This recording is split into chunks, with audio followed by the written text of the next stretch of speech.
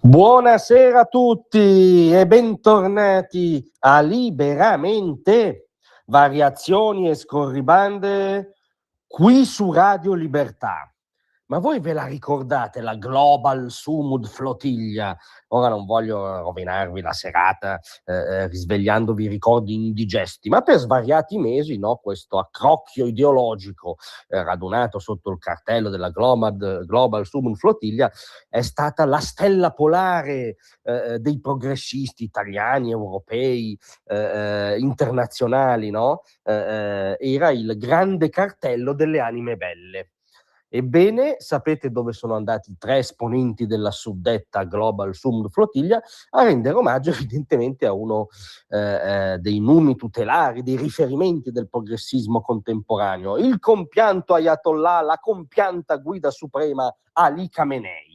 Ebbene sì, perché 3 attivisti della flottiglia e non l'ultimo mozzo, il penultimo Nostromo, erano a Teheran al grande rito inscenato dal regime dell'omaggio appunto a Khamenei. Si tratta dell'attivista brasiliana Lisi Proença, uno dei volti anche mediatici della missione internazionale che a maggio aveva tentato di appunto raggiungere Gaza forzando un blocco navale in una zona di guerra, l'irlandese Tag Hickey e l'avvocata brasiliana Ariadne Teles, dichiaratamente tra l'altro appartenente al movimento Pro Pallo oltre che alla flottiglia. D'altronde sono 2 modi diversi di nominare la stessa cosa. Poi la flottiglia in quanto tale ha detto che non era una delegazione ufficiale, ma insomma 3 suoi membri e non gli ultimi arrivati erano a rendere omaggio a colui che aveva contribuito a costruire, che poi rappresentava il vertice simbolico di uno dei più orrendi, tetri, liberticidi, assassini, totalitarismi che esistano sulla faccia della terra. Khamenei è stato da subito uno dei bracci destri principali dell'Ayatollah Khomeini, che hanno costruito fin dal 79 quello che hanno chiamato il governo in nome di Allah, per esportare la rivoluzione islamica globale, anzitutto contro il grande Satana, Stati Uniti d'America, e il piccolo Satana, Israele, contro l'Occidente, diciamo. Ed ecco alcune delle perle che hanno rilasciato questi 3 affranti membri della flottiglia al funerale della guida suprema. Proença ha promesso davanti ai sostenitori della Repubblica Islamica riuniti per i funerali: vi aiuteremo a mantenere questa rivoluzione, leggiamo sulle cronache. Quindi il suo obiettivo non sono ovviamente la, come dire, pochade degli aiuti umanitari è caduta abbastanza presto, ma neanche di diciamo mera politica, ma di sostegno proprio alla rivoluzione islamista, a quanto pare. Dopodiché questa signora ha detto: il Sud globale unito metterà fine all'imperialismo americano. Che bello, mettiamo fine all'imperialismo americano, così ci acquattiamo tutti sotto l'occhio benevolo del Partito Comunista Cinese. Finisce l'attivista brasiliana: sono qui per dire al popolo iraniano che siamo con voi.